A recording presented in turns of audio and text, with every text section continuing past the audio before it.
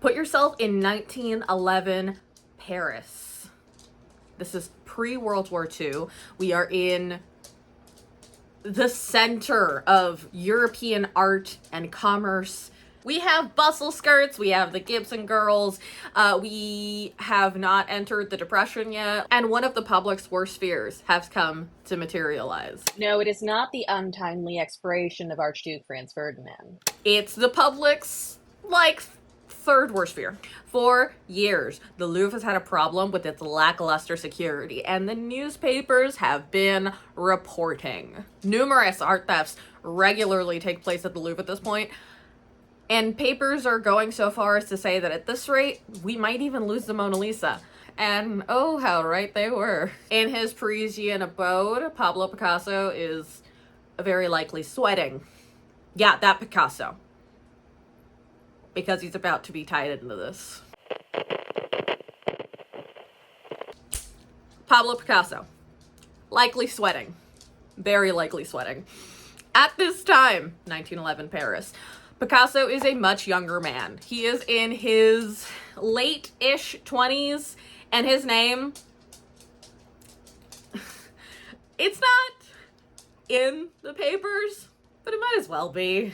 Please don't judge my horrible pronunciation of things in French. I don't speak French, solo hablo en español.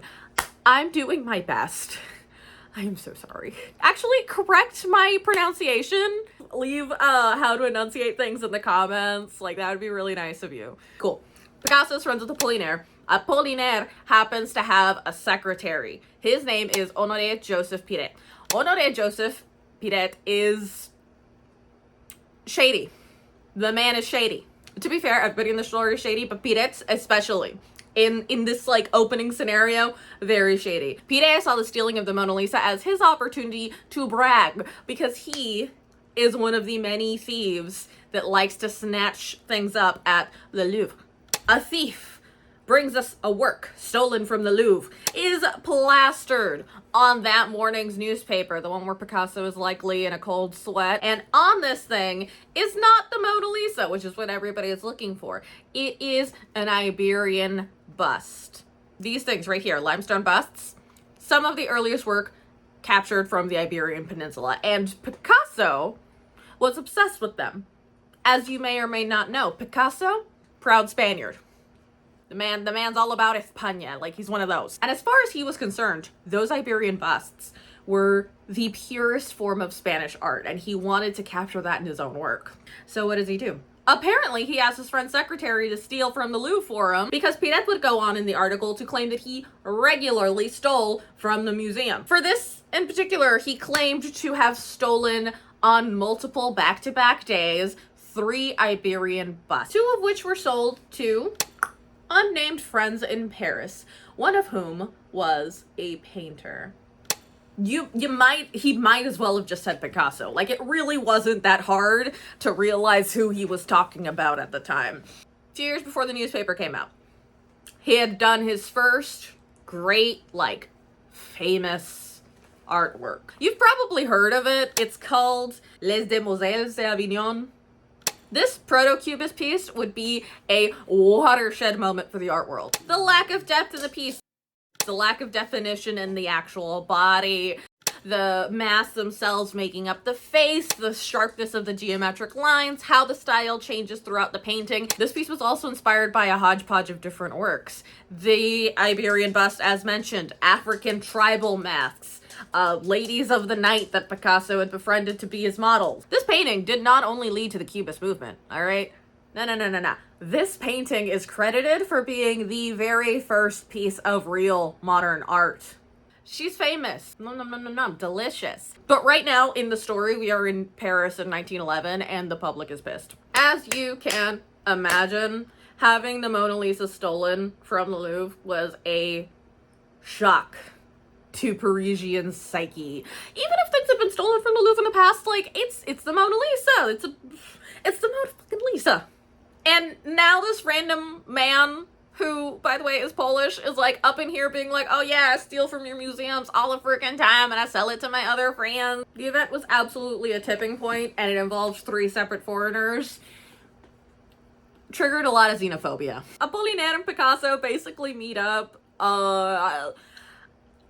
And, like, the likely scenario is that Picasso strong-armed Apollinaire into giving the busts to the newspapers because Apollinaire was a writer. So he thought, they must have thought, likely, that if Apollinaire gave the busts to the newspapers, with them being cool and them being writers and all, that the newspapers might have a level of discretion and not tell the police. That did not happen. That did not happen. Pierret, as mentioned earlier in the story, was from Belgium, and he had already hightailed it back home, left Paris, went home.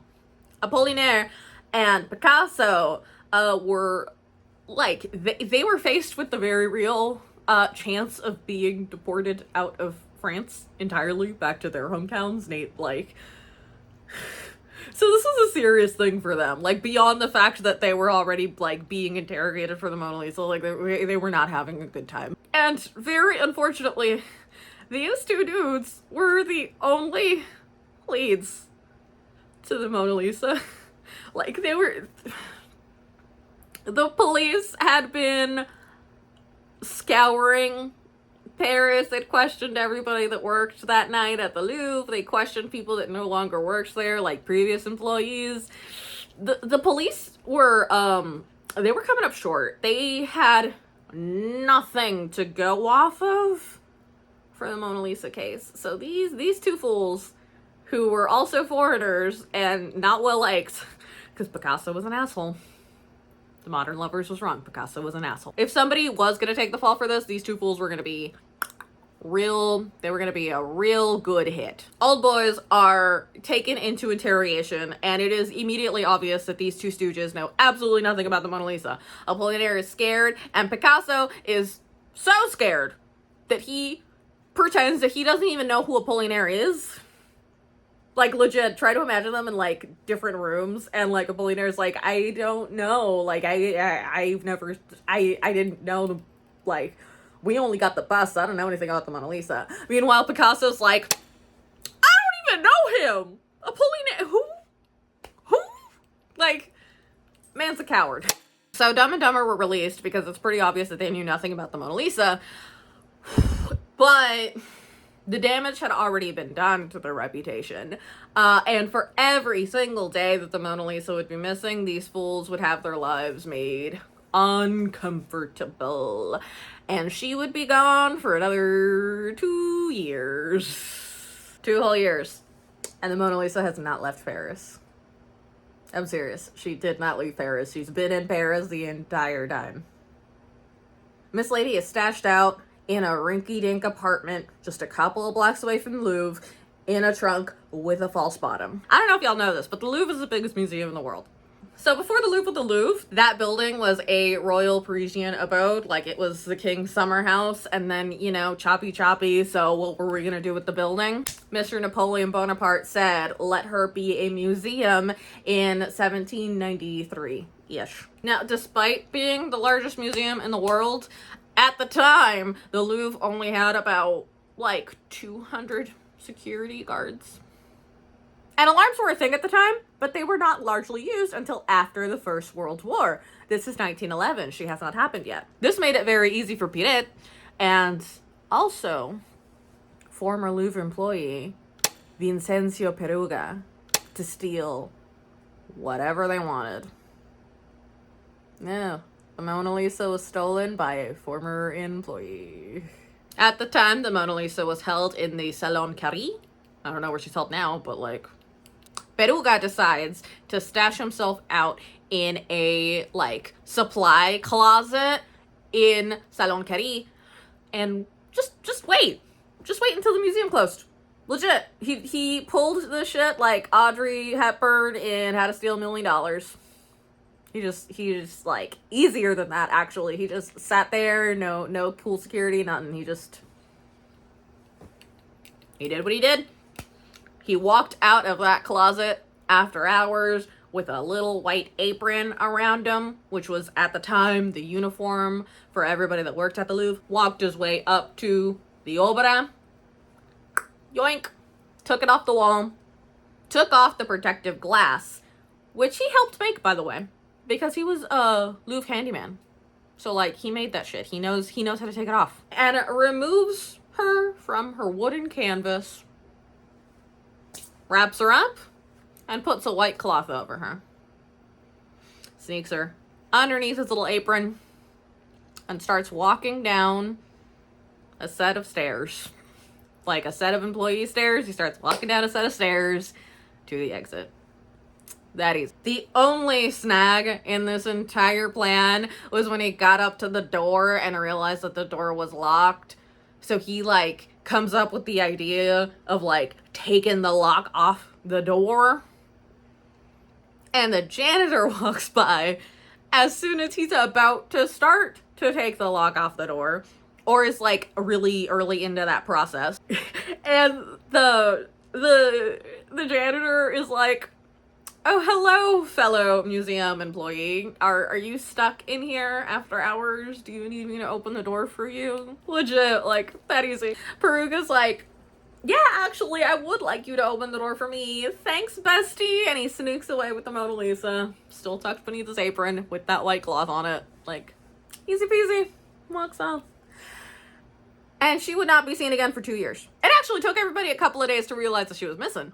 Because at the time, employees would regularly take paintings off to go, like, restore and do their dusting and all that good jazz. So when she was missing, like, that blank space on the wall, people legitimately just assumed that the Mona Lisa was in for, like, handling. Because they're, like, documentation, we don't know her, apparently. It wasn't until somebody came in and asked a guide where he could find the Mona Lisa that they were like,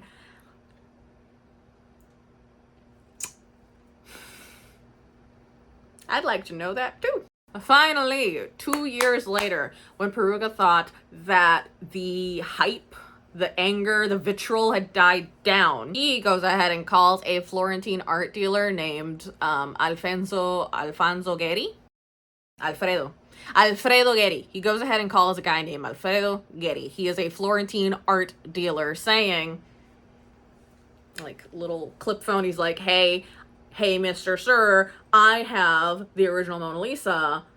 I would like to sell her to you. And Getty was like, "Oh, no shit. Okay, come down to Florence. We will see for ourselves." And then calls the police. And the police is like, "Can you verify that it's the Mona Lisa?" And he goes, "I'm gonna call a friend of mine." So he calls up his friend, who is the director of the Uffizi Gallery, Giovanni Poggi. Giovanni Poggi, right? If you're Italian, correct me. He calls up Giovanni Poggi. They both go to Peruga's hotel room and they take a look at the painting that Mr. Peruga has, like, graciously rolled out for them. And they're like, "Oh my God, that's actually the Mona Lisa." And Peruga is like, "Yes, pay me like $1 billion. Actual number will be here." And then Getty and Poggi are like, "Psych, we called the police." And then the police come out of the back and they're just like, "You're under arrest, sir." And that's how they retrieve the Mona Lisa. When asked about his motivations, Peruga would go on to say that passing by the Mona Lisa every day, he came to fall in love with her smile. And that he would periodically, like, open the false backing in his trunk so that he could look at her after work. Yeah. He said that he stole her in order to return her to Italy. Like, that was his defense. Which, at the time, was seen as pretty good defense in Paris. Like, yeah, Parisians were largely xenophobic at the time, but they also respected the national pride to go so far as to steal the Mona Lisa to, like, return her to Florence. So he got off on a lighter sentence. The Mona Lisa had a fun little tour around Florence before she was returned to the Louvre, which was her rightful home because she was in fact sold by Da Vinci to one of the kings of France, whose name I do not remember. In history is what would elevate the Mona Lisa from a beautiful and respected masterpiece to a cultural icon referenced in just about any pop culture and modern art. And if I had a nickel for every time I've heard a story about art stolen from the Louvre that comes to shape modern art as we know it, I would have 2 nickels. Which is not a lot, but it's weird that it's happened twice. And so close together, and that they're tied together. Alrighty, so that's all I got for you today. Once again, my name is Nick. I'm a graphic designer, and this here is my chill zone. I research art history, I dive into art analysis, and I make my own DIY projects based off of my research. If any of that sounds good to you, please feel free to give this channel a follow. Or don't. I'm not the boss of you.